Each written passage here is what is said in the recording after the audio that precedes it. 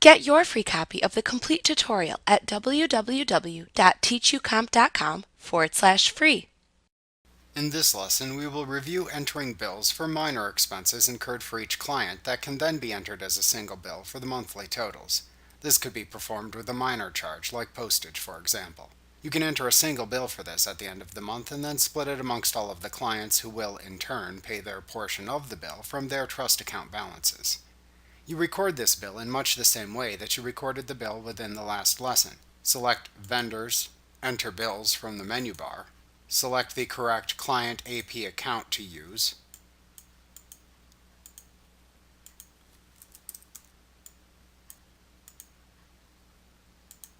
and fill in the rest of the bill information. When entering the line items within this bill, use the double-sided service items that you created for expenses provided and paid for by the firm and then reimbursed by the client from the previous chapter.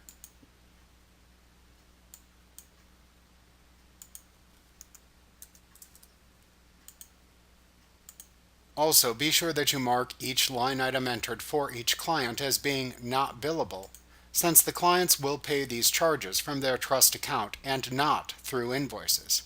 However, be sure to record each client and case by making the correct selections from the customer job dropdown for each amount listed for each item, as these amounts will be included within the trust account transactions by client report that you will create later.